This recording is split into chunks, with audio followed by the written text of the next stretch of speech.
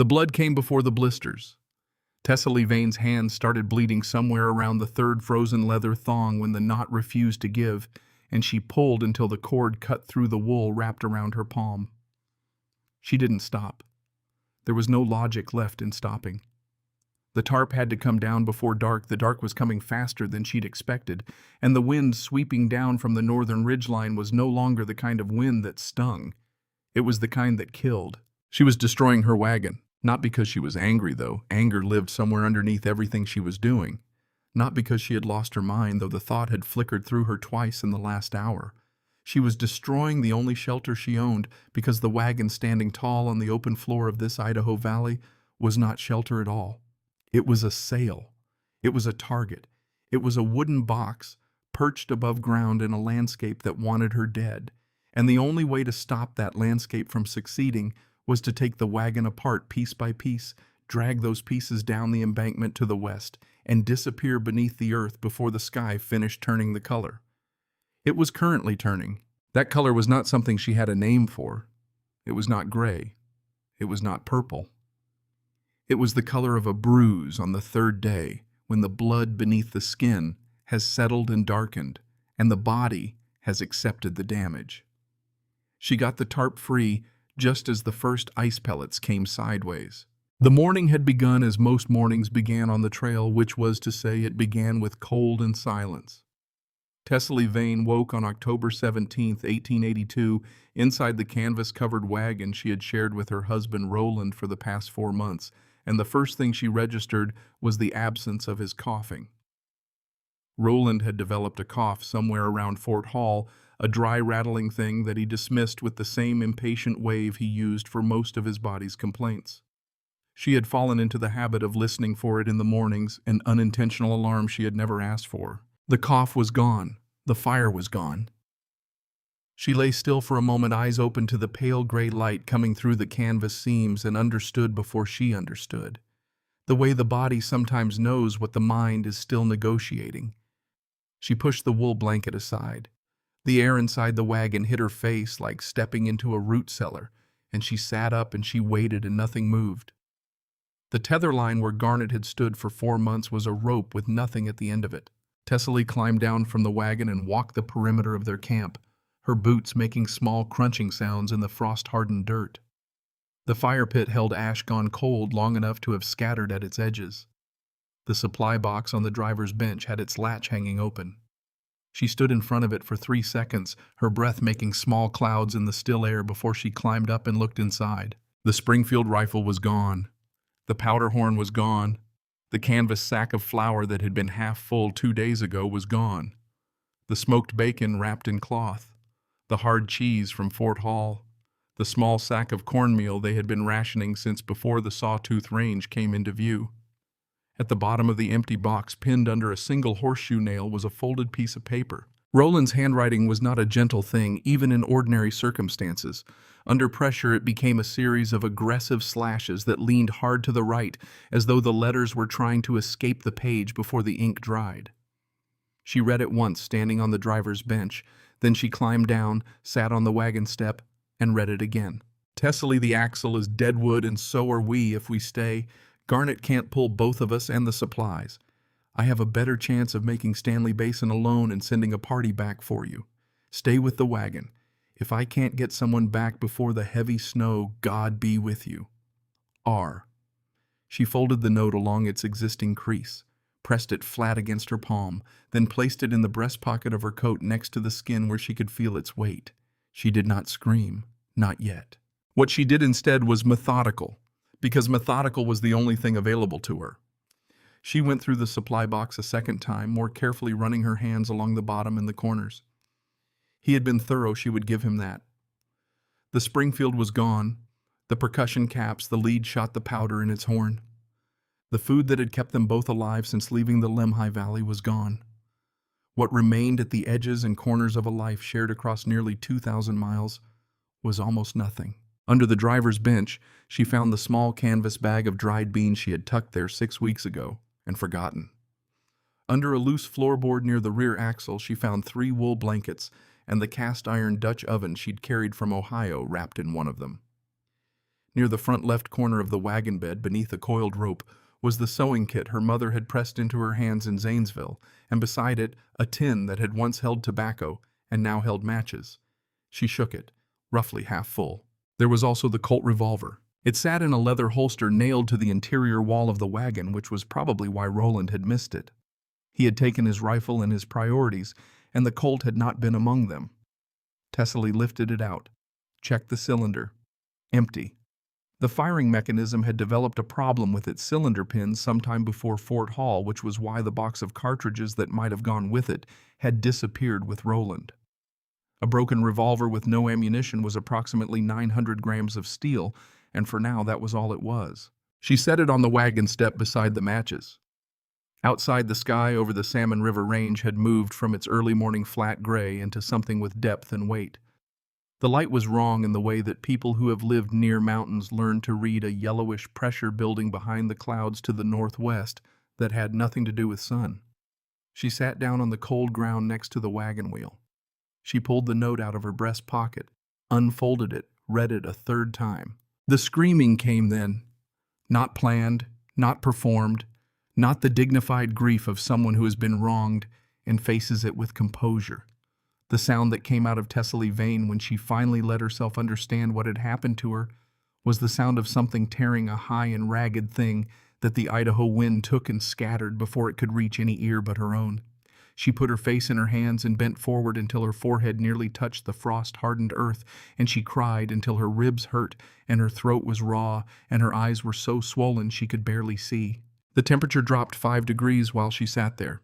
She noticed it the way you notice pain when the initial shock has passed. A new layer of cold on top of the cold, already present, sharper at the ears and the back of the hands. The tears on her cheeks had gone from warm to icy without her noticing the transition. She pressed the back of her wrist against her face and came away with cold and wet and the smell of dirt. Her father's voice arrived without invitation. Not a memory of something specific he had said, but the quality of his presence. Edmund Vane had been a blacksmith in Zanesville for 30 years, a man who worked in heat so intense it changed the color of the air around him, and he had never once, she could recall, complained about the work. Bante không làm gì ông hay nói trong đâu cô bằng tu ting long mà không cần lời. A hand that does nothing is a dead hand. She stood up, not with resolve, not with the clean surge of a character who has found their moment. She stood up because the ground was cold, because sitting still was no longer survivable, because there was nothing left in front of her that did not require immediate physical engagement. The grief would have to wait. The grief could live in her chest like a stone she carried while she worked. The inventory took 20 minutes, and she conducted it with the same grim thoroughness she'd seen her father apply to a commission he was uncertain about, examining each piece twice, setting it aside, moving to the next. 3 wool blankets in varying states of dampness. 1 cast-iron Dutch oven, heavy and black and dented on one side from a river crossing near the Snake. 1 tin of matches half full, which she counted at 43. 1 sewing kit, bone needles and 2 colors of thread, and a small pair of scissors that had been her mother's.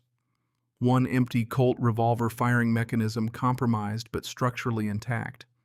1 hatchet with a head that wobbled slightly in its handle, and a blade that had gone dull from the rocky terrain of the last 3 weeks. A dried bean bag with enough beans for perhaps 30 days if she treated them like currency. The wagon itself was the only item on the list that had significant mass. It was a Studebaker freight wagon built from white oak with hickory bows, and the man in Missouri who had sold it to them had said it would outlast both of them. The rear axle had cracked on a boulder hidden in the grass 2 days before, which was the event that had stopped them here beside Dustbone Creek. The axle was beyond repair. The wagon was not going anywhere under its own construction. But it was still 800 pounds of seasoned wood and canvas were what she needed. Her eyes went to the embankment. Dustbone Creek had been running through this particular piece of Idaho territory for long enough that it had carved a deep cut into the earth along its western bank. A bluff of dark clay soil rising roughly 6 feet from the creek bed, its face exposed and vertical, where the water had undercut it over decades. The top of the bluff was level with the surrounding prairie. The face of it pointed south away from the worst of the northern wind. She stood looking at it for a long time with the dried beanbag in one hand and the wobble-headed hatchet in the other. The yellow light behind the northwestern clouds had gotten worse. The temperature was still falling. The decision did not arrive as a decision. It arrived as movement. She started with the canvas. The tarp was frozen stiff at its edges where moisture had worked into the fabric overnight, and the leather thongs holding it to the hickory bows had contracted in the cold until they were near solid. She had to work each knot separately with fingers that had already gone from numb to burning to a deeper kind of numb that she recognized as concerning. She unwrapped a strip of wool blanket around each hand, which helped marginally and complicated the grip significantly. She kept working. Each hickory bow came free with a sound like a small bone breaking a dry snap, followed by the thwang of the tension releasing. She had to climb into the wagon bed and hit the base of each bow with the flat side of the hatchet head to loosen it from the iron bracket, then lift it out and carry it to the edge of the embankment and lower it down. The first one she dropped. It hit the creek bed below with a clatter that sent a pair of winter sparrows off a sage clump in an eruption of small wings. She watched them go, then climbed back up. The light continued to deteriorate. By midday, she had the canvas off and folded in a rough rectangle at the base of the embankment, and 4 of the 8 hickory bows stacked beside it. Her hands had passed through several new stages of sensation, the last of which was a deep throbbing synchronized with her heartbeat that she tried not to think about directly. She sat on the edge of the embankment with her feet dangling, unwrapped the wool from her hands long enough to look at her palms. The blisters had been there for an hour, she thought. She had not noticed them forming. The largest one across the heel of her right hand had already broken and dried to a red-brown stain. 3 smaller ones on her left palm were still intact, pale and tight. She wrapped her hands again, ate a small handful of raw beans she had soaked in a tin of creek water, drank what was left in the tin, refilled it with a handful of snow from the north-facing shadow of the wagon wheel, and went back to work. The canvas had to go down the embankment and be arranged to cover the structure she had not yet built. The hickory bows had to follow. Then she had to excavate the embankment itself, carve a recess 6 feet deep and 5 feet wide into the face of the clay bluff, which would be the hardest part because the tool available for excavation was a dull hatchet. Then the wagon box itself, or what she could manage of it, had to come apart and provide the 3 interior walls. She was doing the calculations in the part of her mind that ran parallel to the physical work the same way she had always been able to think about one thing, while her hands did another, a skill her father had noticed when she was 9 years old and had her memorizing Bible passages in her head while she worked the bellows. There were 8 hickory bows. She needed 6 for the roof of the shelter structure. The remaining 2 could become the ridgepole and a crossbeam. The canvas at 14 feet by 12 would cover the entire top and partway down the sides if she arranged it correctly. The floorboards of the wagon were tongue and groove white oak, each one approximately 6 feet long and 3 inches thick, and they were the most structurally sound components remaining. She was standing at the rear of the wagon calculating which board she could pry loose first when the hatchet blade caught the edge of a floorboard at an angle and deflected downward into the gap between 2 planks. The head went in 3 inches before catching. She pulled it free, repositioned, struck again. Something gave beneath the plank, not wood, not the resistance of tongue and groove joinery, but something soft. She stopped. She went to her knees in the wagon bed, ignoring the cold of the oak planks through her skirt, and worked her fingers into the gap. The board lifted more easily than it should have. She pulled it free and set it aside. Below the regular floor of the wagon was a secondary layer. Not deep, perhaps 4 inches of space between the wagon's structural floor and the bed boards above it. In the gap, wrapped in a full sheet of oilcloth and bound with 3 straps of new leather, rather than the worn trail leather everything else in this wagon wore, was a bundle the size and approximate weight of a sleeping child. Tessaly stared at it. She remembered Fort Hall. She remembered waking in the night 3 weeks ago, some instinct pulling her from sleep with no specific cause, and seeing Rowland kneeling at the front of the wagon bed in the dark. He had heard her move. She had seen the way his body went still in the particular way bodies go still when they are hoping not to be noticed. She had made a small sound, a turning over sound, a not quite waking sound, and after a moment he had risen and gone out to check the horse. She had told herself it was the horse. She had chosen to tell herself it was the horse. Her hands were shaking when she undid the first leather strap, and she was not certain whether the shaking was cold or something else. The oilcloth unrolled with the stiffness of something that had been wrapped carefully and left undisturbed. Inside it folded against itself with the deliberate neatness of a man who did things with precision, when precision mattered to him, was a coat. Buffalo hide, she thought, running her fingers across the outer surface. The fur was still on the hide, dark brown, going to black at the edges, thick in a way that meant the animal had been taken in late fall when the winter coat was fully in. The lining was wool, dense and tightly woven. It was a man's coat. It had been made for a man considerably larger than Rowland, which meant it had been purchased, not tailored, purchased from someone who stocked frontier goods at real frontier prices. Rolled inside the coat were 3 military-issue hardtack tins, the kind with wax-sealed lids that kept the biscuits dry through river crossings. A small cloth bag of coffee beans tied with a double knot. A square of salt wrapped in paper. At the center of everything, nested in the folded collar of the coat, was a leather pouch.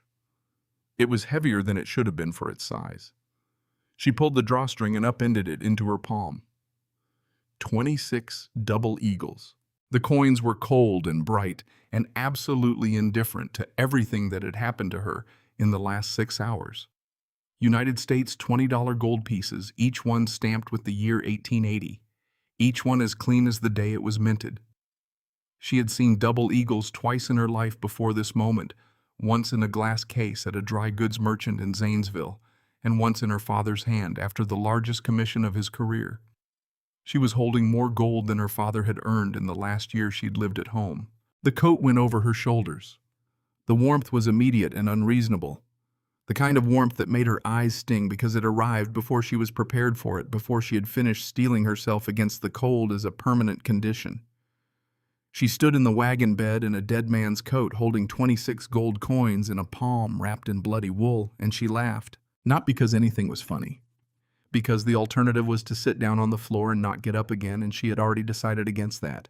Rowland had not panicked at the axle. She understood that now with the cold clarity of someone who has just had a long suspicion confirmed. He had not looked at the splintered axle and made a desperate calculation in the moment. He had been carrying this coat, this food, this gold for weeks, possibly since Fort Hall, possibly longer.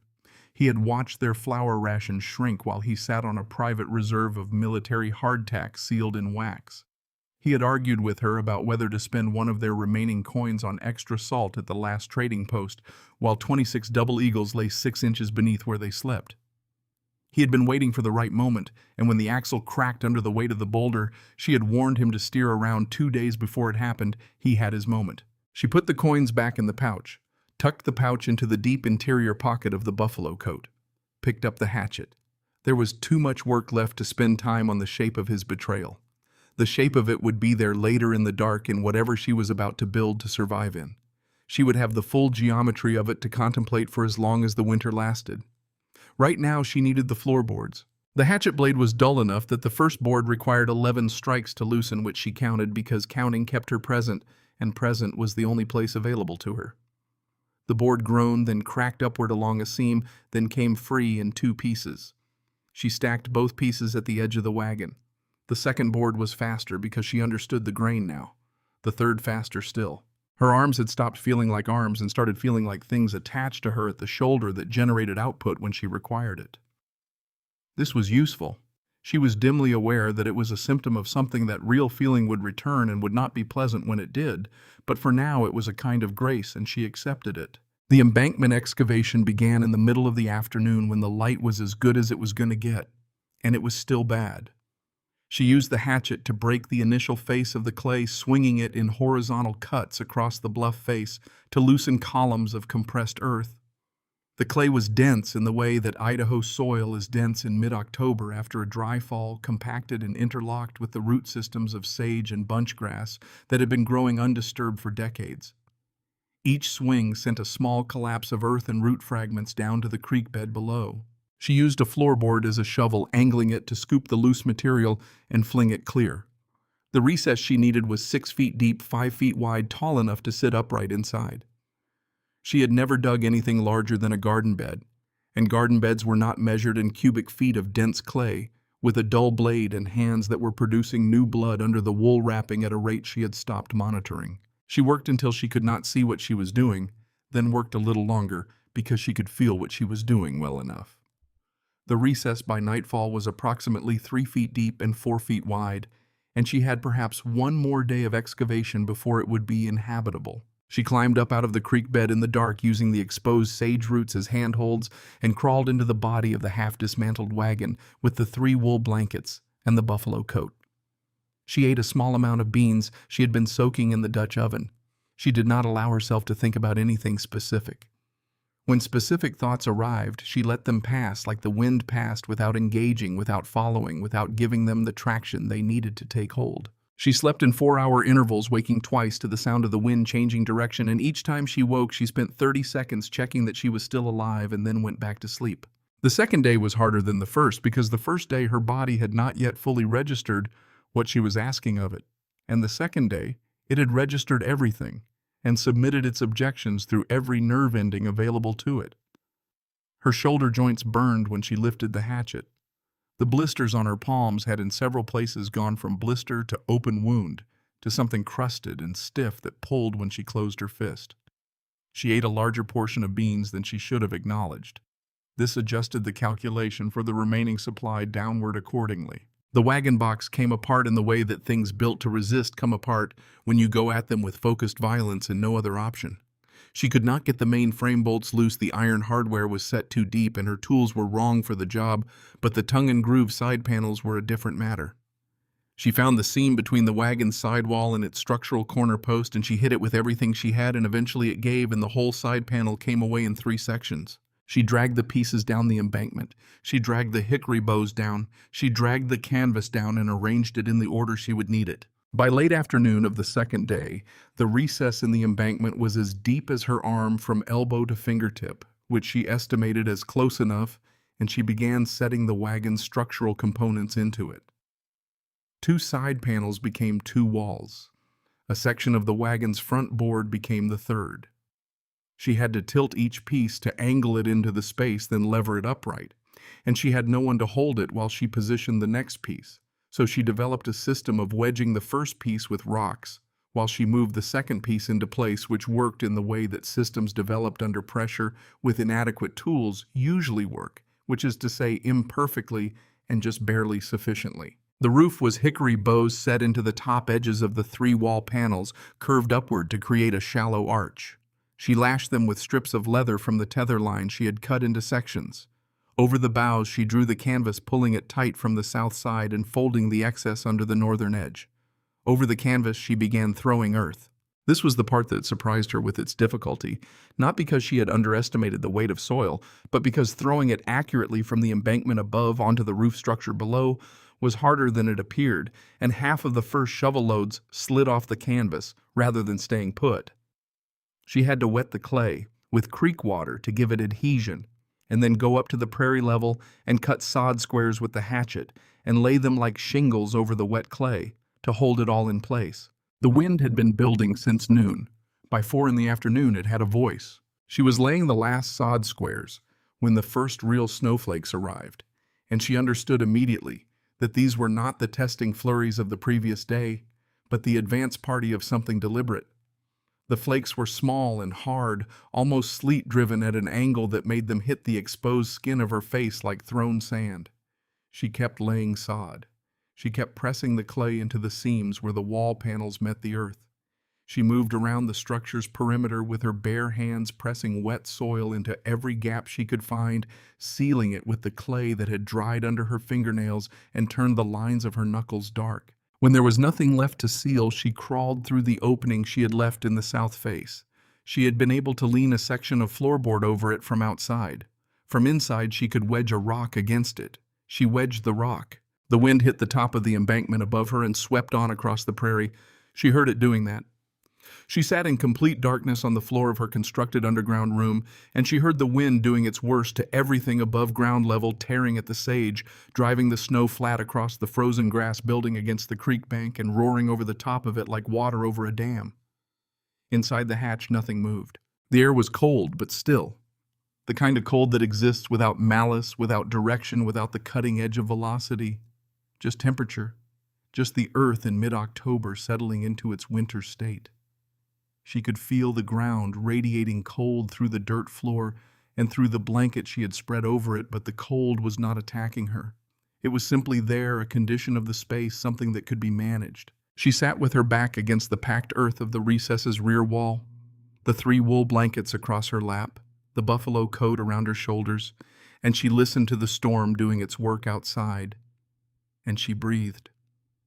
The breath came in as something cold and went out as something warm. Over and over.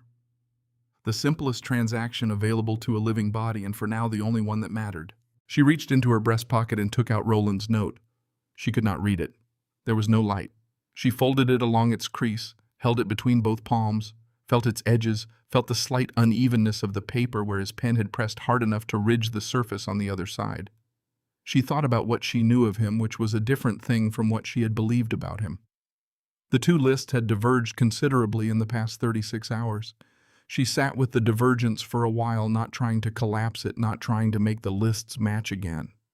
Just holding the distance between them, the way you hold something too hot to grip directly with care, and with the knowledge that you cannot hold it indefinitely. She put the note back in her pocket. Outside, the wind said what winds in Idaho say in mid-October, when they have decided the season has changed and there will be no more negotiation about it. She had heard that sound from inside a building before and found it companionable, the way bad weather sounds when you are separated from it by walls. This was different. She had built these walls herself today with a dull hatchet and broken hands and the remnants of a wagon her husband had abandoned. The sound did not feel companionable. It felt like confirmation. Tessaly Vane, 27 years old, from Zanesville, Ohio, who had learned to count in Latin from the parish teacher at the Methodist Church on 4th Street and had never in her life been more than 2 days' ride from the nearest town, pulled the buffalo coat tighter across her chest and closed her eyes in the dark. She had one complete thought before sleep took her. She had done this today, all of it alone, and tomorrow she would do whatever tomorrow required. That was enough. That was in the arithmetic of survival exactly enough. Above her, the storm drove itself across the Idaho plateau, with the full authority of a northern winter that has been waiting since August for permission to arrive. It found the embankment and roared over the top of it.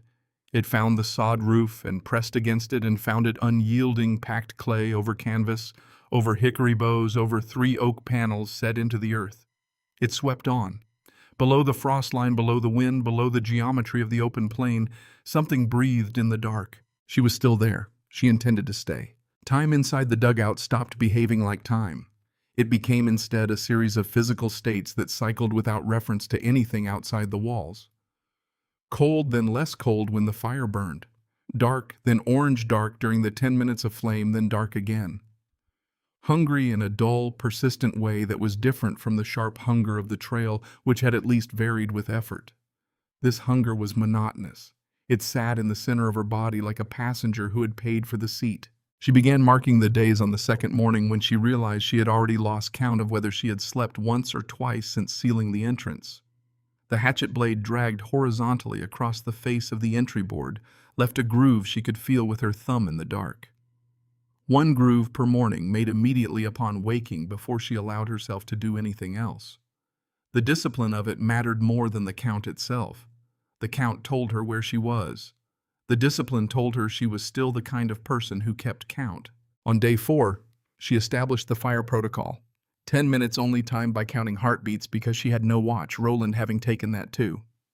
She had discovered this absence on day 2 with something approaching dark amusement, the kind that arrives when a betrayal reveals itself in increments, and you have already absorbed the main blow. 10 minutes of flame was sufficient to bring a tin of snowmelt to a rolling boil, to soften 2 hardtack biscuits until they were edible rather than tooth-threatening, to steep a measure of coffee grounds she had begun rationing at 1/4 teaspoon per day. The Dakota fire hole she had read about somewhere, a pamphlet or a newspaper article or possibly a conversation overheard at a way station that she could no longer source precisely, produced a nearly smokeless burn by drawing air through a secondary tunnel dug at an angle to the main fire pit.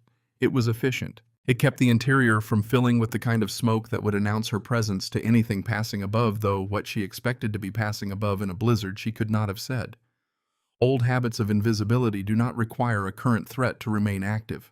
The hardtack tins held 63 individual biscuits. She counted them on day 5 by the thin light of her morning fire, laying each one out on the blanket spread over the dirt floor, then placing them back into their tins in rows of 7. 63 biscuits. 31 days if she ate 2 per day, which she adjusted immediately to 1.5 per day to stretch it to 42. The beans boiled soft and eaten from the Dutch oven with the bone-handled spoon she had found in the sewing kit would last longer if she diluted each serving with twice the normal water. She had done the arithmetic 4 times and got the same answer each time. She could survive on what she had until approximately the end of December if she was careful. What happened in January was a problem for a woman who had successfully become December. On day 9, she lost the feeling in 2 toes of her left foot for 6 hours. The sensation came back in the early afternoon as a violent tingling that felt like being stabbed repeatedly with a dull pin, which she recognized as the nerve endings renegotiating their relationship with circulation, which she recognized as a warning. She spent the rest of that day and all of the next wriggling her toes inside her boots at 15-minute intervals, regardless of what else she was doing. She was not going to lose toes. She was not going to lose any part of herself in this hole in the ground. The wedding ring she had been wearing since June of 1879 came off on day 11, not intentionally at first. She had been kneading her hands to keep the circulation working, and the ring had slipped over her knuckle, which was smaller than it had been in June of 1879, because she was smaller overall than she had been in June of 1879. She caught it before it hit the ground, held it in her palm, sat with it for a while in the orange dark of the fire's last minutes. She did not put it back on her finger. She put it in the breast pocket of the buffalo coat next to Rowland's note. The pocket had become a kind of archive, the paper evidence of a marriage that had not survived Idaho. She pressed her hand flat against the outside of the coat and felt the small, hard circle of the ring against her breastbone. After that, she talked to it sometimes. Not to the ring specifically, not in the way a person of compromised sanity talks to objects, but in the way she might have talked to her sister Bess back in Zanesville when something needed to be said out loud and there was no one else available. She narrated. She described the logistics of her day, the dimensions of the problem she was solving, the minor victories of the fire protocol. She told the ring about her father's workshop, about the particular smell of heated iron and the sound the bellows made when she worked them as a child. She talked about the farm she had imagined when Rowland first described Oregon, the specific farm, the south-facing slope, the kitchen with 2 windows. She talked about it in the present tense, a choice she made deliberately as though it still existed in the future as a destination, rather than having revealed itself as the prop of a theater set that had already been struck. This was not madness. She understood the line and she was keeping to one side of it. This was maintenance. November announced itself not with a change in temperature which had been brutally consistent, but with a change in the quality of the silence above the dugout. The October wind had been variable directional, a wind with personality. The November silence that replaced it on certain nights was absolute in a way that meant heavy snowfall, the way snowfall absorbs sound frequencies and returns a muffled world with the acoustics of a room packed with wool. She learned to read it. Silence of that particular density meant 2 to 4 inches overnight. The deeper silence, the one that seemed to press against the entry board from outside, meant more. She used the hatchet to widen the firehole ventilation shaft on day 23, having noticed that the draw was weakening, meaning the tunnel was partially blocked with ice from condensation. The work required lying on her stomach with her arm extended into the shaft, up to the shoulder, chipping at ice she could not see with the shortened grip of the hatchet handle. She got 3 inches of new ice out in chunks before the angle made further progress impossible. The draw improved afterward, but not to its original level, which she noted in her mental inventory of things that would require attention. She saved the hardtack crumbs. This seemed excessive even to her, but the arithmetic was unforgiving, and so she was unforgiving about the crumbs. When she broke a biscuit, she broke it over the Dutch oven so the fragments fell into the vessel. She ate the crumbs separately after the main portion with the specific attention of someone consuming something that matters. Nothing in the dugout was permitted to be trivial. The gum started on day 31. a faint tenderness along the upper left where the back teeth met the jaw. She pressed her tongue against it, then pressed her finger against it and felt the slight sponginess that was not how gum tissue was supposed to feel. She had heard of scurvy. Everyone on the trail had heard of scurvy, the way everyone on the trail had heard of cholera as a distant threat that happened to other wagon trains to less careful people. The recognition that she was not going to be a less careful person, but rather a person who had run out of options, arrived with a cold practicality she had not known she possessed until this winter taught it to her. The pine on the lip of the ravine above the north wall of the dugout was a stunted, wind-tortured thing she had noticed during construction, its trunk growing at 45 degrees from the vertical, where decades of prevailing wind had pushed it sideways, and it had complied without dying. On day 33, she went out in the gray mid-morning light and pulled branches from it, choosing the newest growth, the tips where the needles were still green, rather than the interior brown of the older wood. She boiled them in the Dutch oven with twice the usual water for 15 minutes, then drank the resulting liquid, which tasted like pine tar, rendered in turpentine, and had a resinous aftertaste that sat in the back of her throat for an hour. She drank it every other day.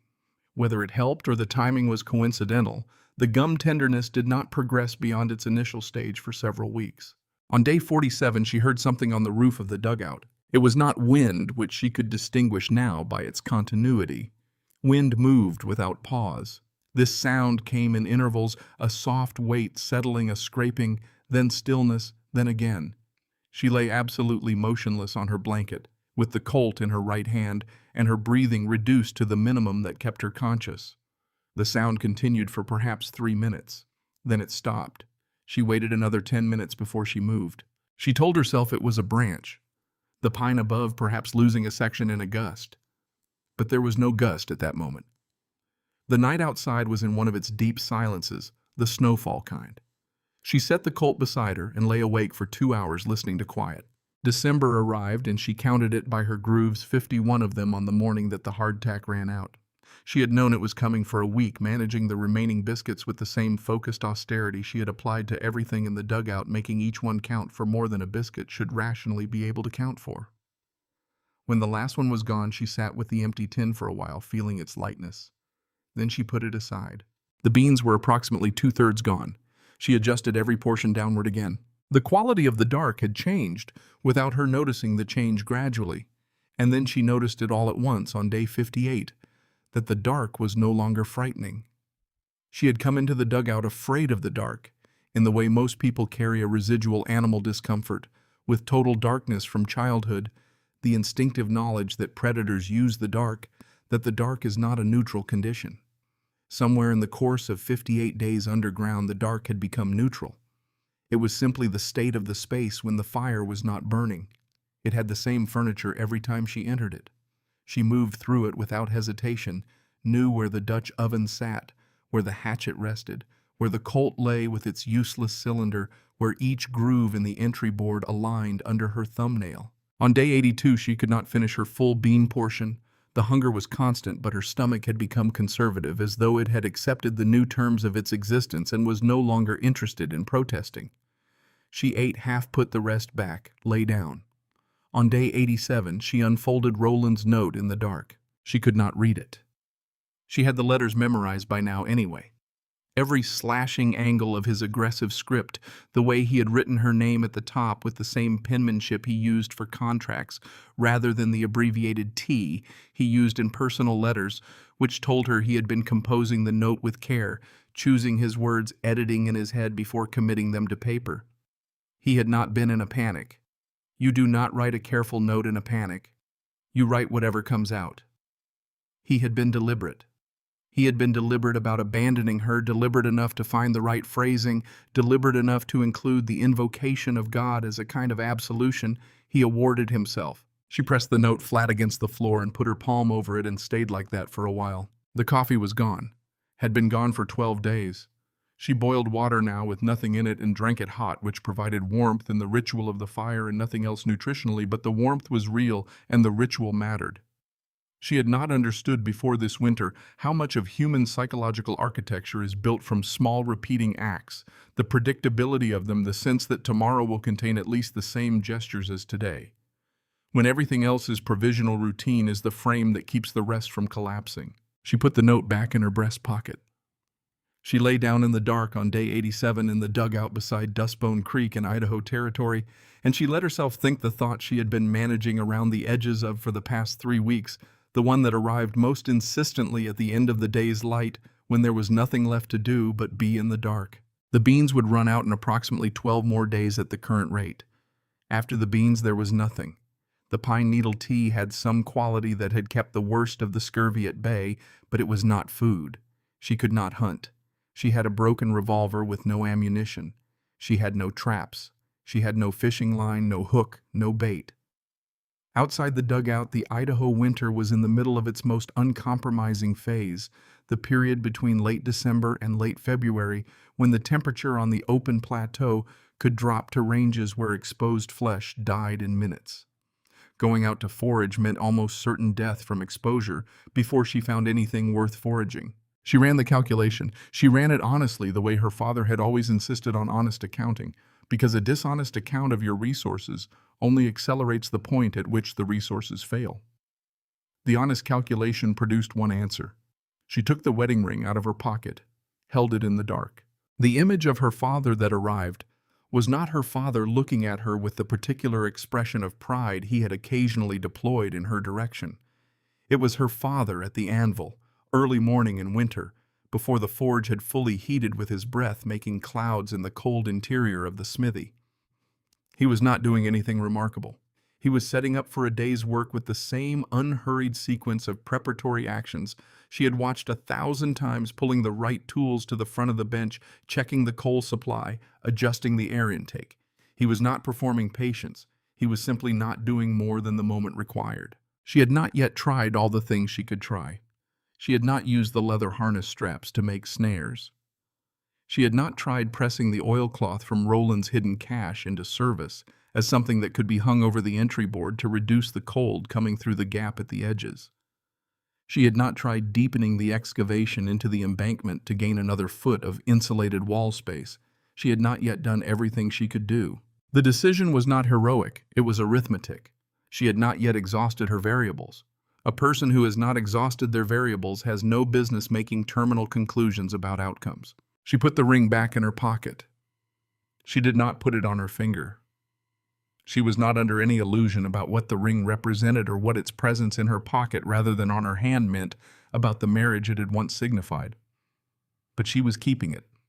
She was keeping it in the same way she was keeping the note as a record of what had happened, as evidence she would carry out of this hole in the ground when she walked out of it. She was going to walk out of it. She closed her eyes in the dark and slept with the conviction of someone who has made a decision that is also in its own bleak way a form of relief. 14 days later, the air changed. She noticed it as pressure before she noticed it as anything else, a slight equalization against the eardrums that happened when she swallowed. Then the sound above the dugout changed the ambient roar of the Idaho winter, acquiring a lower register, a frequency that she felt in the packed earth of the walls before she heard it with her ears. By nightfall, it was unmistakable. The largest storm of the winter was assembling itself to the northwest. For 3 days it snowed without pause.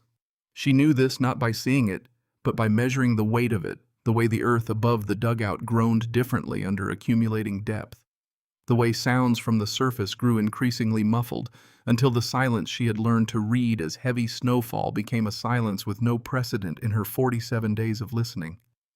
On the morning of the 4th day, she woke with a headache that sat behind her eyes like a fist pressing from the inside. She lay still for a moment, monitoring.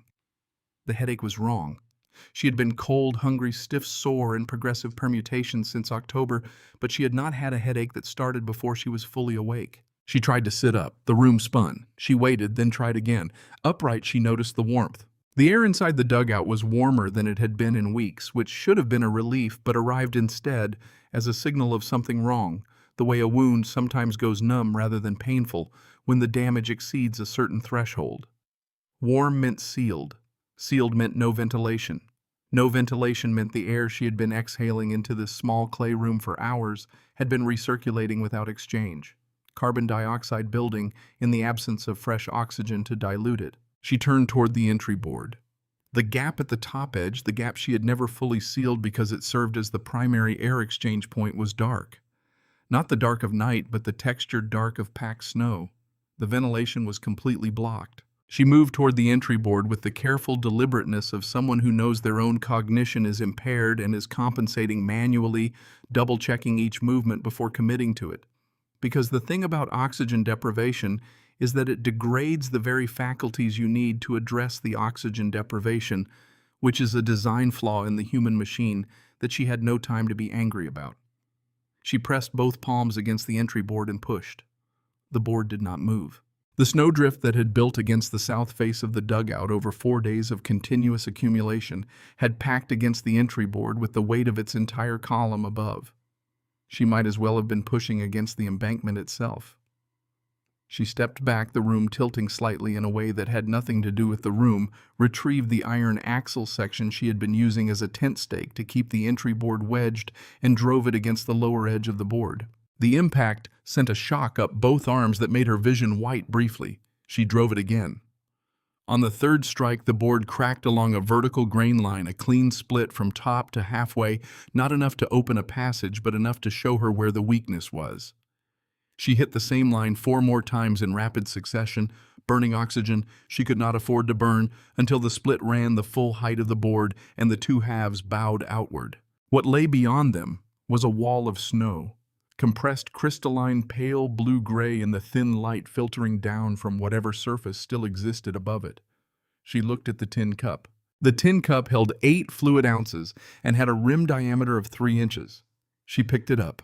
She inserted her arm through the gap between the 2 bowed halves of the entry board, angled the cup upward, dug it into the base of the snow wall, pulled a cupful back.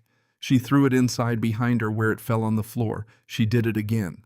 The third time she lost her grip on the cup and had to spend 15 seconds with her face against the cold snow surface of the wall, breathing through the loosened crystals where her digging had introduced air pockets. The snow-filtered oxygen was barely an improvement over what was inside the dugout, but it was an improvement, and she registered it through the narrowing aperture of her remaining functional attention. She kept digging.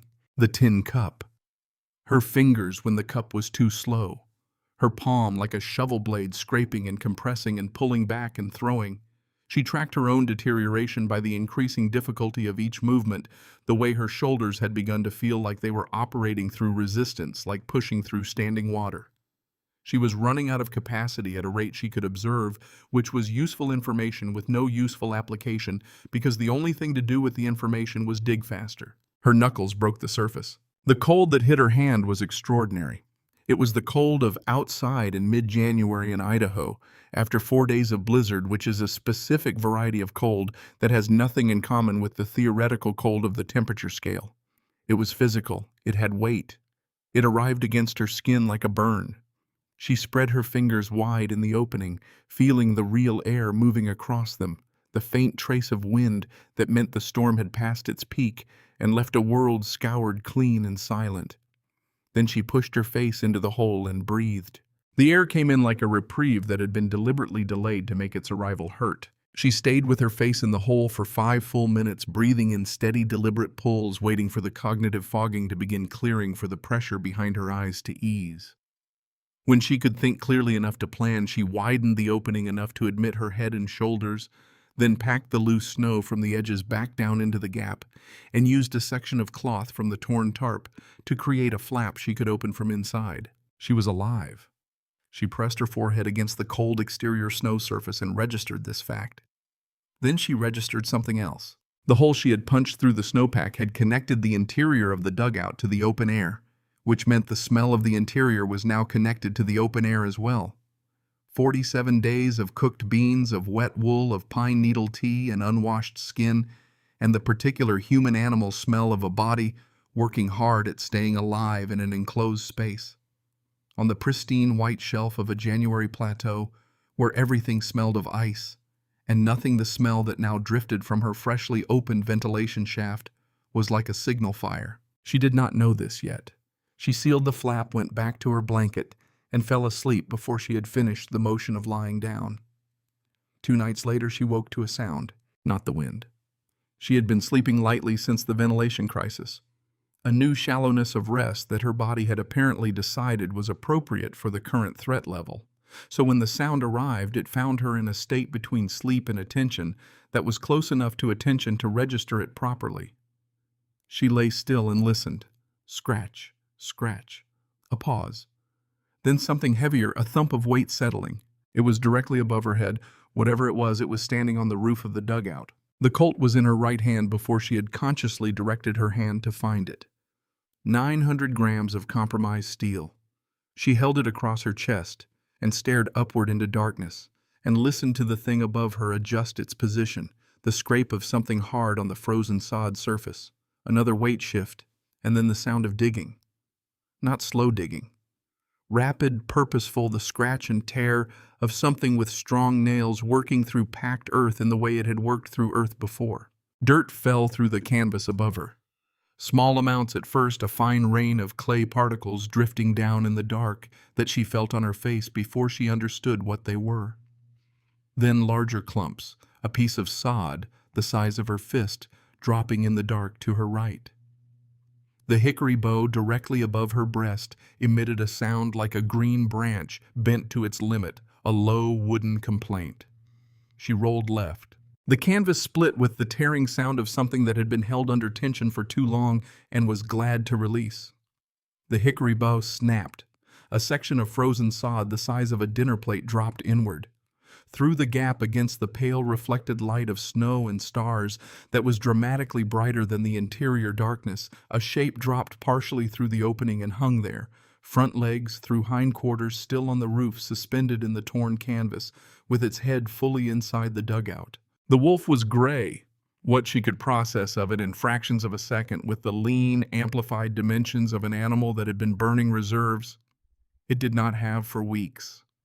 Its head was enormous, the way predator heads are enormous when you are the prey, all jaw and nasal cavity and forward-set eyes catching the thin exterior light. It hung in the torn canvas opening with its front legs scrambling for purchase on the earthen walls, unable to drop fully, unable to pull itself back. And in that suspended second it opened its jaws, and the sound it produced in the enclosed space was the loudest thing Tessaly Vane had heard since the axle cracked in October. She did not process the decision to swing. She was simply swinging. The barrel of the Colt connected with the bridge of the wolf's snout with the kind of impact that travels up through the wrist and into the shoulder like a cold current. The animal's head snapped sideways. A sound came out of it, high and sharp. Nothing like its previous declaration, more like something being interrupted mid-sentence. She swung again, the grip this time, the heavier end of the weapon targeting the front paw, scrambling against the wall to her left. She felt contact, heard another sharp cry. The wolf wrenched itself backward, not calmly, not with the controlled retreat of an animal that has decided to reconsider. It wrenched itself with the full explosive strength of something experiencing pain and acting on the immediate imperative to increase distance from the source. The canvas tore further. A section of the hickory bow frame torqued outward. The animal's hindquarters vanished from the opening, the scrape of its passage across the remaining sod, and then the sound of it moving away across the frozen surface above her, audible through 3 feet of packed earth until it was not audible anymore. She held the Colt in both hands, her back pressed against the south wall, and breathed. Through the ragged hole in the ceiling, star-scattered winter sky pressed downward. The cold that came with it was immediate and severe, dropping into the interior of the dugout like water into a vessel. She could feel the temperature changing against her face within 30 seconds of the hole opening, the hard-held warmth of the enclosed space bleeding upward and out with the efficiency of a snuffed candle. She looked at the hole. She looked at the Colt in her hands. She looked at what remained of the buffalo coat which was still on her shoulders. Then she looked at what the coat still had left to give. The lining was wool, thick woven, sewn into the hide in 2 horizontal sections. She drew the hatchet from beside the blanket, inserted the blade into the seam between the upper and lower sections of the lining, pulled. The seam resisted. She pulled harder, using both hands on the handle until the stitching gave in a long, tearing pop, and the lower half of the lining separated from the coat. She was left wearing something that covered her shoulders and chest but ended at the ribs. The lower half came away in her hands, a semicircular section of dense wool backing still attached to the lower portion of the hide. She pressed it into the hole in the ceiling. She had to stand on the Dutch oven to reach, and the Dutch oven was not a stable platform, and she nearly fell twice in the process of pressing the material up into the gap and packing the edges of the hole around it with the loose earth that had fallen during the attack. She packed with her hands, pressing the clay in with her thumbs, filling the gap between the canvas tear and the surviving hickory framework. It was not a repair. It was a seal against the immediate emergency, nothing more. When she stepped down from the Dutch oven, the temperature inside the dugout had dropped by what she estimated as 10 degrees. She wrapped herself in all 3 wool blankets, sat against the south wall with her knees to her chest, and looked at the patched ceiling. The cold was bad. The wolf had been worse. The cold she knew how to endure. She had been enduring it for 103 days with only the tools available to her, and each day she had gotten up from whatever the previous day had done to her and found what the new day required. The cold was honest. It did not strategize. It did not wait until she was at the far edge of her capacity before introducing a new variable. It just pressed consistently from every surface, and she pressed back. Outside, across the plateau of Idaho territory, the January wind resumed its standard practice without comment on what had just occurred beneath its feet. The stars moved. Tessaly Vane sat in her diminished coat in her damaged shelter and breathed in and out with the focused intention of someone who understands that continuation is its own form of response, that still being here tomorrow is the most complete argument against everything that has tried to make sure she isn't. She did not sleep again that night. She sat upright in the dark, and she stayed awake, and she waited for morning to come and tell her what it needed from her, the way every morning for the past 103 days had come, with something new it needed from her, and she had not yet been found lacking. March arrived, the way a debt collector arrives without warmth, without apology. Simply present one morning in a way it had not been the morning before. The evidence was not temperature. The temperature remained brutal. The evidence was sound. Water moving somewhere above the packed sod ceiling of the dugout, a thin, intermittent dripping that Tessaly registered in her sleep before she registered it consciously. A new frequency in the acoustic vocabulary of this place she had been reading like a language for 140 days. She lay still and listened to it and understood that the season had shifted its weight, not lifted, just shifted the way a heavy man shifts in a chair without rising.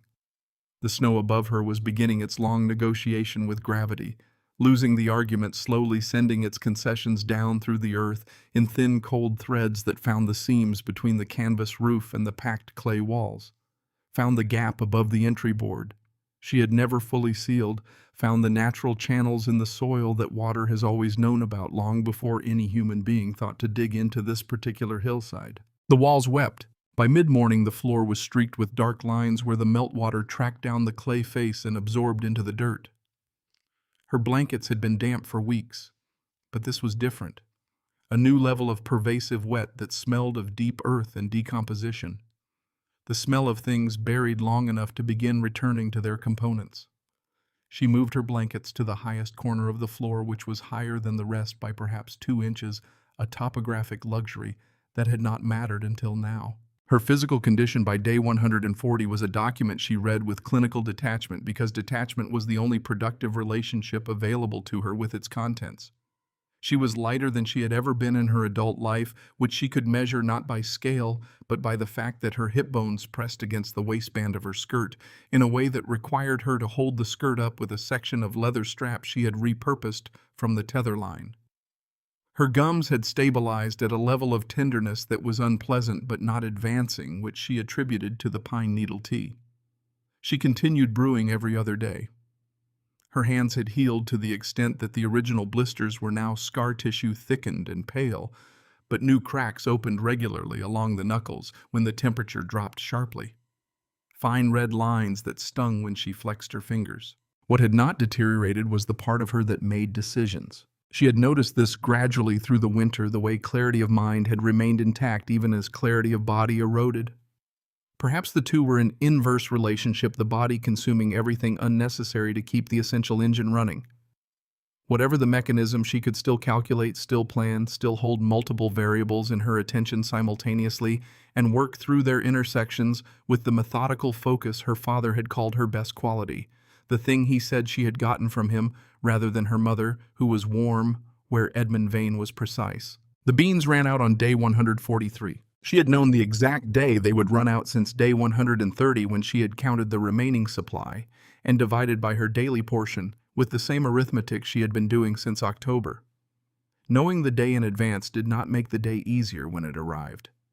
The empty Dutch oven was its own kind of statement, sitting in the corner with its interior gone to dark, with the residue of months of cooking, a record of every meal she had eaten since October that had been a variation on the same theme. She was surviving on pine needle tea, now boiled twice for maximum extraction, the liquid going from clear to a deep amber that coated the inside of the tin cup with resinous residue. Twice she went out in the gray pre-dawn light to pull new growth from the tortured pine at the lip of the ravine above the dugout's north wall, moving quickly, not because she had energy to move quickly, but because the wind on the exposed face of the embankment was still capable of cutting through the half-coat in seconds. She took what she needed and went back down.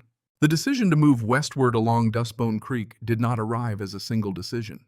It assembled itself across 3 days from its component parts: the empty bean pot, the diminishing wood supply from the wagon's remaining splintered pieces, the increasing evidence that whatever winter had left for her inside this dugout, she had already consumed. The pine tree would keep the scurvy from progressing, but it would not keep her alive. Living required calories. Calories existed to the west in the form of the wildlife that would be emerging from winter cover as the snowpack softened, in the form of the early creek vegetation that would be pushing through the muddy banks of Dustbone Creek as the melt accelerated. In the form of whatever Rowland had been carrying when he rode Garnet out of camp on the morning of October 17, 1882. She had not let herself think about this directly. She was letting herself think about it now. He had taken the Springfield. He had taken the percussion caps, the lead shot, the powder. If those items still existed, they existed where Rowland existed, which was somewhere to the west of here, somewhere between her dugout and Stanley Basin, somewhere he had stopped and not continued. She had told herself since November that she did not know what had happened to him. The truth which she had been managing around the edges of for 4 months was that she knew exactly what had happened to him. She had known since the first blizzard, the one that had driven her underground on October 19th with the canvas barely sealed above her head. She knew what that blizzard had done to anything above ground without shelter. She knew what the temperature had done to anything above ground without shelter. She knew what 48 hours of exposure at those temperatures did to a man on horseback who had not planned for the possibility that Stanley Basin was farther than he had calculated, that the trail was worse than the map suggested, that the horse was not going to be adequate to the distance. She had known. She had been carrying the knowledge like a stone in her chest since October. Now she needed what the stone had been weighing down. On the morning of the day 148, she stood outside the dugout in full daylight for the first time in weeks and looked at the world. The Idaho Plateau in mid-March under partial cloud was a study in the specific color that exists between winter and spring, not the white of January, nor the green that was still 6 weeks away, but a tawny gray-brown that looked like the land was holding its breath. The snowpack had retreated to the north-facing shadows, leaving broad expanses of exposed soil that was dark with moisture, soft at the edges, still frozen an inch below the surface. The sage was battered gray, releasing the first faint smell of something living from its crushed winter stems. Overhead, the sky had the washed-out quality of fabric that has been bleached too many times. The dizziness she had expected when she emerged into open air arrived, and then passed faster than she had anticipated, which she credited to having started going outside briefly in the last 2 weeks, acclimatizing her eyes to the scale of the sky. Standing fully upright after months of the dugout ceiling clearance still required a moment of adjustment, a reorientation of the body's spatial model to accommodate the fact that there was no ceiling, that the air went up indefinitely, that nothing was pressing down from above. She walked west along the creek bank. Her gait was not what it had been in October. The joints of her knees and ankles had developed a morning stiffness that required walking through, and her left hip made a sound with each stride that she had been hearing for 3 weeks.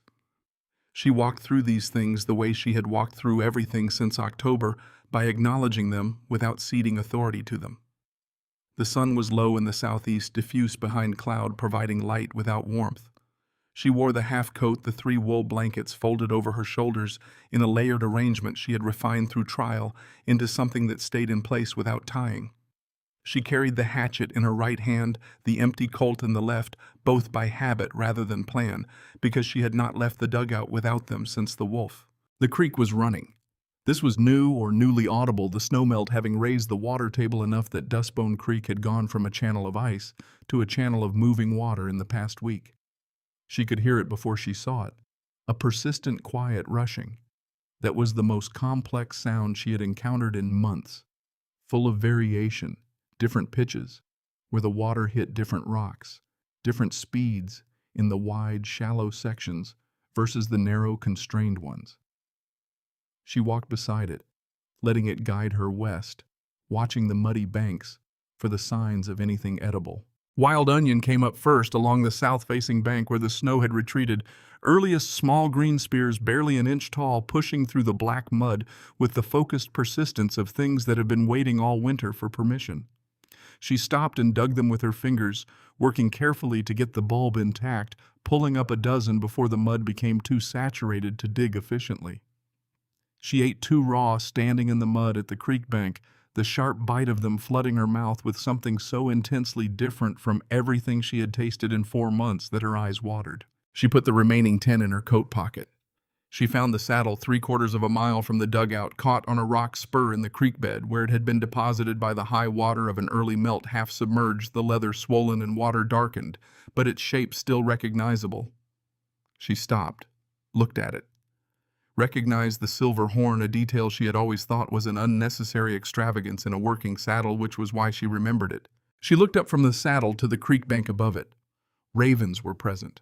Not circling, perched 7 or 8 of them in the bare branches of a dead cottonwood 20 yards further west, their glossy black heads oriented toward something on the ground she could not yet see from her angle.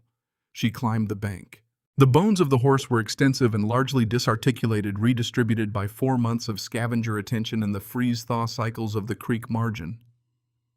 Garnet had been a good horse, steady, with a particular habit of pressing her nose against Tessaly's shoulder when standing still, a gesture that had always seemed more deliberate than animals were supposed to be capable of. Tessaly stood among the scattered bones for a moment. Then she looked beyond them. Rowland Vane was under the rock, not under it by burial, not laid there by human hands, but sheltered against it, his back to the boulder's southern face, in the posture of someone who had pressed against the only windbreak available and pulled his knees to his chest and tried to become small enough that the cold would overlook him. He had been preserved by the same temperatures that had tried to preserve Tessaly by killing her, the deep, sustained freeze of an Idaho winter, holding him in the exact position he had occupied at the moment the cold finished its work. The frostbite had darkened the exposed skin of his face, his jaw, the backs of his hands. His eyes were closed, which she had not expected, having prepared herself for open eyes. His expression, the part of it that was still readable beneath the winter's changes, held something that was not peace. She knew that expression. She had seen its living version at the axle when he crouched beside the splintered wood and ran the calculations she now understood he had been running for weeks before the axle gave him cause. It was the expression of a man who has just arrived at the conclusion of a calculation and discovered that the answer is different from what he expected. He had calculated wrong. He had bet on speed, on the lighter load, on his own ability to cover ground faster than the weather could close the window. He had left her with nothing because anything he left with her was weight. He was not carrying a variable that reduced his odds. He had been precise about it, which was the thing that had seemed like betrayal in October and now seemed simply like error. The kind of error that cannot be appealed or corrected, the kind that compounds itself in the dark in a matter of hours and is over before the person making it fully understands what they have done. She felt no surge of vindication. There was no satisfaction available in this landscape. He had abandoned her to die, had been deliberate about it, had packed his secret coat and his secret gold and his secret rations while arguing with her about flour. All of that was true. It was also true that she was standing here on a March morning with wild onions in her pocket, having walked 4 miles from a structure she had built with her hands, from the remains of a wagon he had also abandoned, having survived 148 days in a hole in the ground that she had designed and constructed alone with a dull hatchet. The account between them had been settled by something larger than her feelings about it, and her feelings could wait indefinitely for a more appropriate venue. She searched his canvas pack first. It was still strapped across his back, frozen in place, and she had to work the buckle free with the hatchet blade, a process that required focus because the buckle was an unusual design she had always let him manage. Inside the pack, the flour bag had fused with its own moisture into a solid pale block of mold, 6 months of freeze-thaw, having rendered it into something that was neither flour nor food. She set it aside. The coffee also gone, the beans burst and blackened. At the bottom of the pack, wrapped in a separate cloth against exactly this kind of moisture damage, the powder horn and the lead shot in its tin box. She held the powder horn to her ear, shook it gently. Full. The Springfield was across his lap. His hands had frozen around it in the grip of someone who had gotten the gun out and then found that the fingers would not operate the percussion mechanism that the fine motor control required to load and fire had abandoned him before the necessity of using it had fully registered. She worked it free carefully, respecting the process, not hurrying. She checked the barrel. Clear. She loaded it at the creek bank, measuring powder by the approximate volume of the palm-sized cap she had used since Fort Hall, seating the ball, fitting the percussion cap to the nipple. The Springfield was loaded for the first time since October. She looked at Rowland's feet.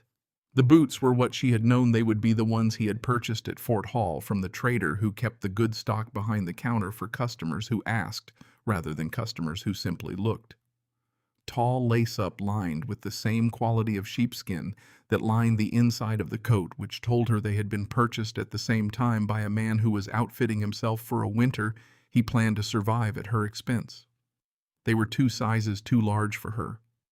She sat on the cold ground and unlaced them from his feet with the same methodical attention she had given to every task in the past 148 days, and she laced them onto her own feet and tied the excess length around her ankles twice for security. The leather of them was cold as iron, but the sheepskin lining began working immediately, the first genuine warmth she had felt around her feet since the toes incident in early November. She reached into the interior pocket of the buffalo coat. The pouch sat heavy in her palm. 24 double eagles remaining after the 2 she had flattened for fish hooks in the first weeks of March. She pulled out 2 coins, held them in the weak sunlight. They were as clean as October, as clean as Fort Benton, where they had presumably been minted into existence, indifferent to everything that had happened to the people they had been passed between. She bent down and placed them on Rowland's chest, one on each side of the pack strap buckle, pressing them gently into the fabric of his coat until they held. She looked at his face for a moment.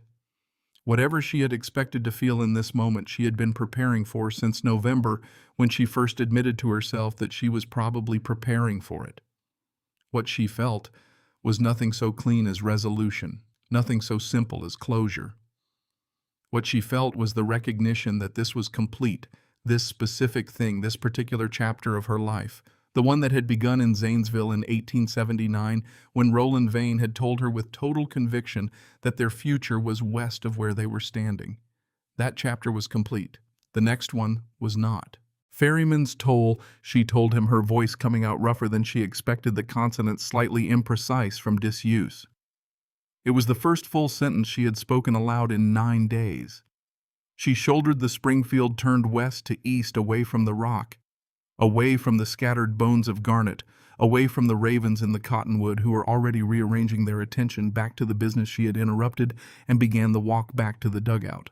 The sage-grouse presented itself on the return journey as though the Idaho plateau had been listening to what she needed and had decided to be briefly accommodating. It was moving slowly along the south bank of Dustbone Creek with the slightly favored gait of a bird that had sustained some winter damage to its left leg, not crippled, not a mercy kill, but slow enough that she had time to stop and set and aim without the rushed calculation of a fleeing target. She had not fired the Springfield since October. She had not held a loaded weapon since October. She pressed the stock against her shoulder, settled the bead sight, and understood in the fraction of a second, before she pulled the trigger, that the recoil was going to be worse than she remembered, because she currently had significantly less physical mass absorbing it. The recoil knocked her backward into the mud. She sat in the mud at the bank of Dustbone Creek in the half-coat and the oversized boots with the Springfield across her thighs and her shoulder, reporting what it thought of the experience in terms that were hard to ignore. And she looked at the grouse, which was dead, which meant the system had worked, which meant she was going to eat tonight. She built the fire outside for the first time using the last of the wagon wood she carried up from the dugout, a small contained fire in the creek bed stones she arranged in a ring, and she roasted the bird on a hickory splinter over the flame, without patience eating it before it was entirely finished, because the smell made waiting physiologically impossible.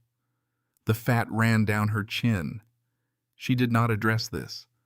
She pulled the small bones clean with her teeth, cracked the larger ones for the marrow, used the tip of the hatchet to extract it, ate everything. When the bird was completely consumed, she sat beside the cooling fire and felt the particular warmth of actual food moving through her digestive system, a sensation so different from the tea and prayer diet of the last 2 weeks that it was almost disorienting. She went back to the dugout once more. She needed to take inventory of what she was carrying out because she was not returning.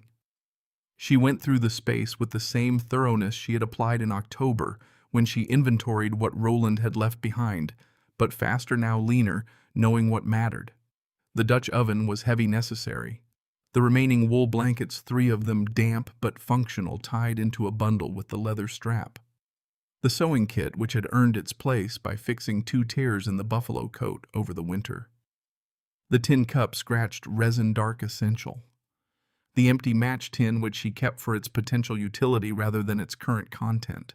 She looked at the entry board with its 155 grooves. She ran her thumb down the full length of them, one after another. Each groove a morning she had woken in this hole in the ground and reached for the hatchet and made the mark before she allowed herself to do anything else. 155 mornings. 155 times she had confirmed that she was still the kind of person who kept count. She left the board where it was. She did not need to carry the evidence.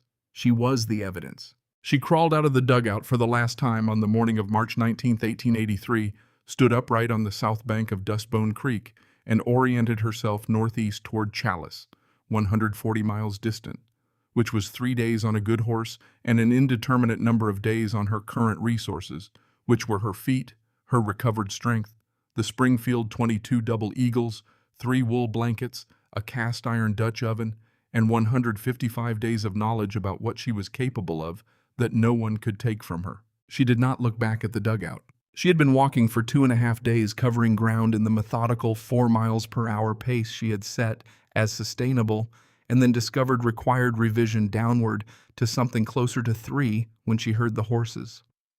She felt them first, the same low vibration she had learned to read from the earth during the months underground, and she dropped to the embankment of a shallow ravine with the Springfield in her hands before the sound fully clarified itself. 12 riders, their blue wool coats the color of a bruise in the flat afternoon light, moving northwest at a walk on horses that were sweated despite the cold temperature. Ahead of them, on a roan horse that moved with the long striding economy of an animal bred for territory, rather than speed, a civilian.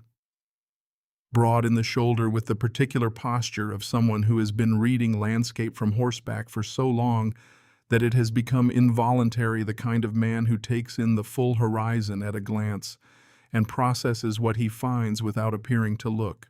Tessaly stayed low until she understood what she was looking at, which required approximately 10 seconds of watching the formation, the way the civilian deferred to no one but the riders, arranged themselves around him. A scout, a military escort, a patrol route probably mapping water sources for the summer migration of wagon trains that would begin coming through in May, the same wagon trains she had been part of before the Axel and Rowland in October. The civilian raised his fist. The column stopped. He was looking at the embankment below the prairie, the section of Dustbone Creek she had used as her construction site, now covered in the first thin green of new grass, pushing through the disturbed soil, a faint rectangular regularity to the growth pattern that would not be visible to anyone not looking for it. From the prairie level at the right angle in the right light, it looked like a grave mound. She heard his voice carry in the flat, cold air. "Got a burial here, Lieutenant. Probably a straggler from last season. Want me to send Miller to check for a marker?" She watched 2 soldiers swing down from their horses and begin sliding down the embankment toward the dugout entrance. One of them stopped, leaned closer to the face of the embankment, then straightened. "Sir, it's not a grave. It's a dugout. Looks like a wolf den." Tessaly stood up. She came up from the ravine edge in a single movement, the Springfield across her body, and stood on the lip of the embankment above the creek. She did not raise the weapon. She did not lower it. She held it the way she had been holding it for the past 2.5 days of walking, which was to say she held it like something that belonged in her hands. The soldier nearest the dugout entrance scrambled backward on the slope, lost his footing, sat down hard in the clay mud, staring up at her with his hand going to his sidearm in a reflex that was already too slow for a threat which she was not. The horses on the prairie above shifted and danced, feeling their riders' sudden attention change. The civilian came down the embankment with a deliberateness that told her he had spent time around damaged things and understood that speed was not the appropriate response to them. He held both palms out open as he descended, and his voice when he spoke had the careful modulation of someone who has talked frightened animals through tight situations and has transferred the skill. "Ma'am, name is Calhoun Briggs. These are 1st Cavalry. Nobody's gonna hurt you.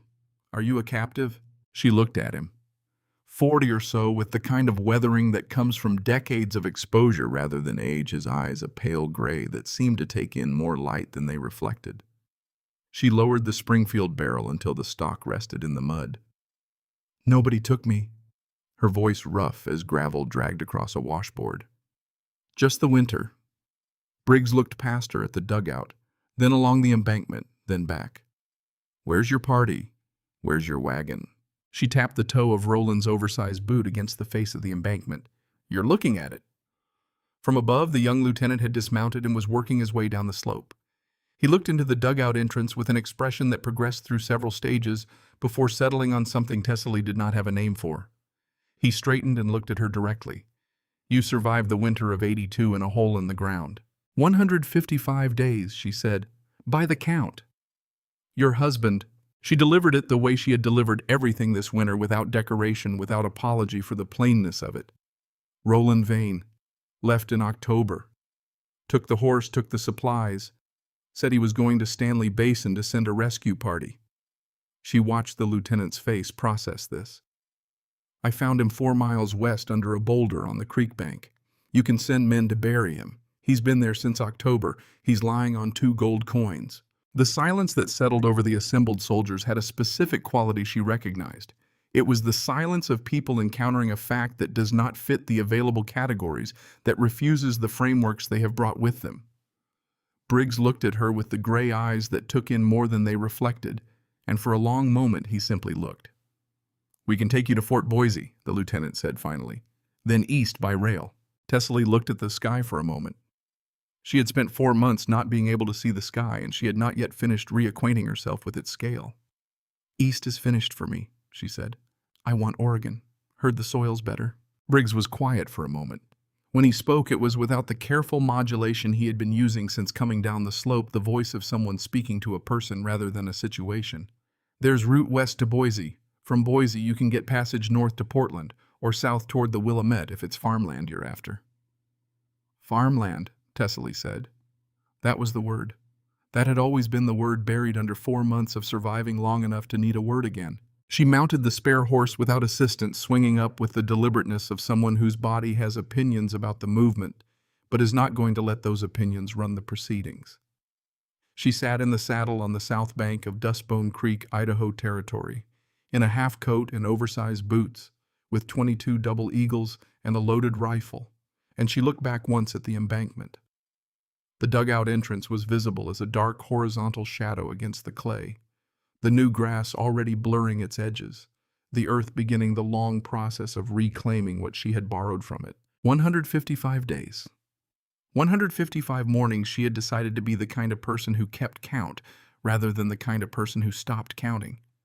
She turned her horse north, fell in beside Briggs at the front of the column, let the cavalry close behind her, and did not look at the embankment again. They were 2 hours out when Briggs spoke without preamble, the way men who navigate open country speak, getting to the point without the architecture of social approach. "I've seen a lot come through this territory. Army men, settlers, trappers. Never seen anybody come out of a winter like this one alone." He paused. "What kept you?"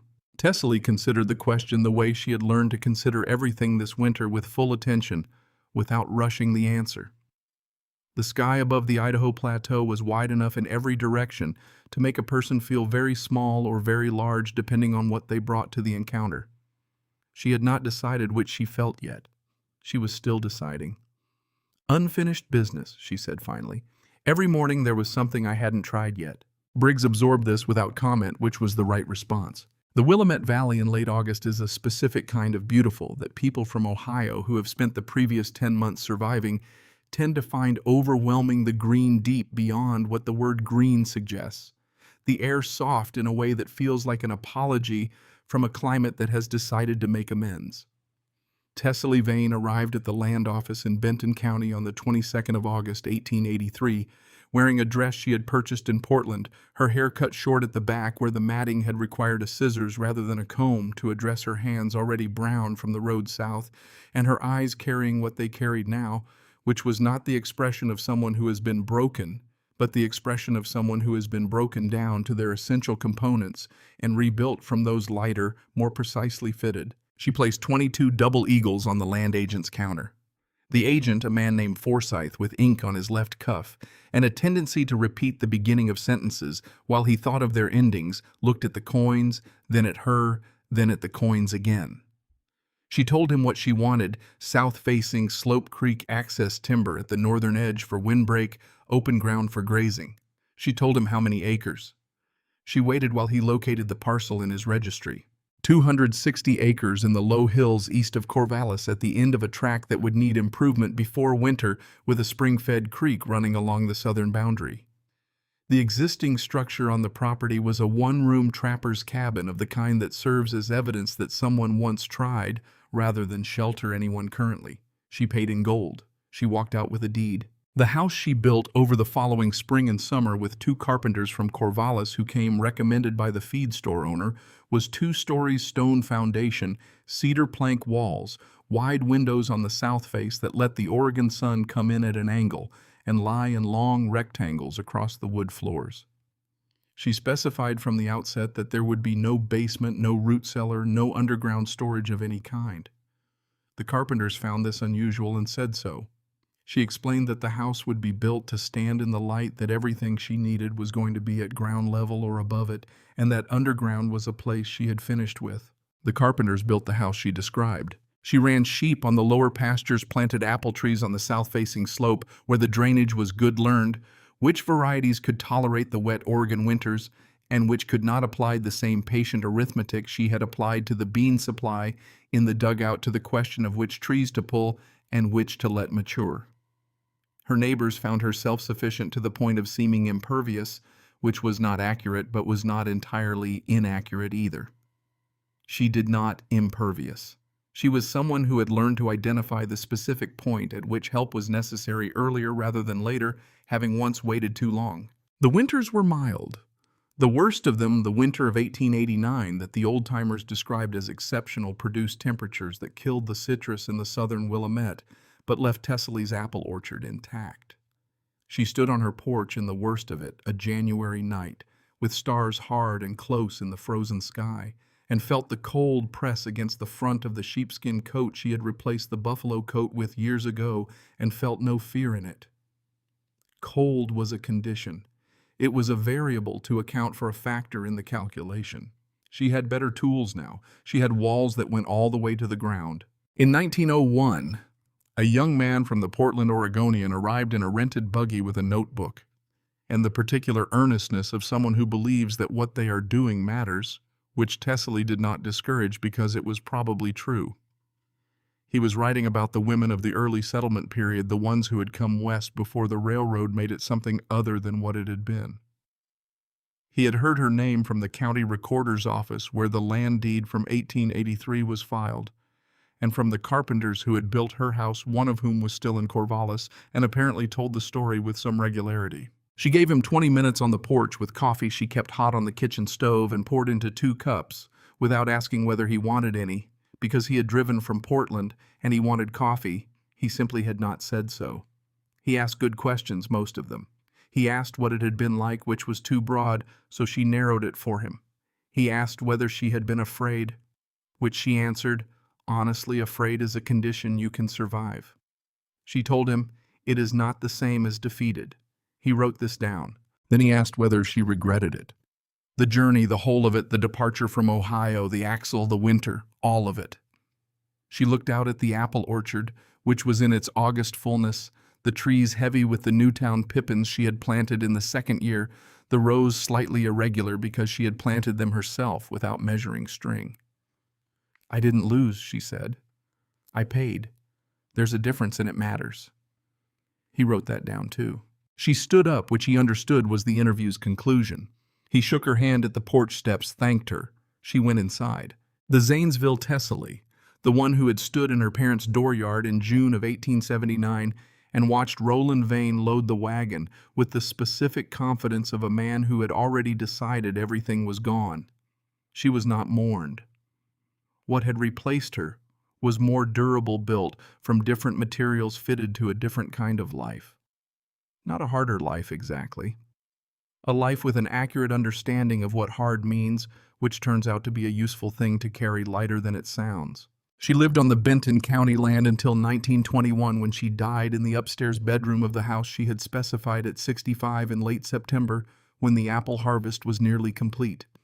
The orchard was producing 11 varieties by then, the result of 38 years of selective planting based on what the particular combination of that Oregon slope and that creek water and that specific quality of light could sustain.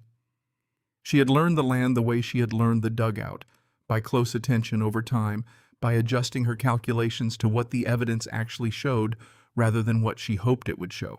The Benton County land records show the property was transferred at her death to her estate. The estate records are incomplete. What is not incomplete is the deed itself, filed August 22, 1883, in the name of Tessaly Vane, which lists the consideration paid as 22 United States double eagle gold coins minted 1880 and describes the buyer as a widow of Zanesville, Ohio, late of Idaho Territory, arrived from the west. As though she had always been coming from that direction. As though the 155 days in the ground were simply the route she had taken, the path that happened to go down before it went forward, the way all paths through difficult country do, eventually, if you stay on them long enough. The dugout on Dustbone Creek was gone by 1892. The creek's periodic flooding having reclaimed the entry, the spring thaws having settled the roof, the bunch grass having covered the disturbed soil with its patient, indifferent green. There was nothing to mark it. There had never been anything to mark it. Tessaly Vane had not built it to be found. She had built it to do one specific thing for one specific winter, and it had done that thing, and then she had walked out of it on a March morning in 1883 and not looked back, and eventually the earth had taken it back, and that was exactly right. Some shelters are not built to last. They are built to hold until you don't need them anymore. The test of them is not whether they survive. The test of them is whether you do.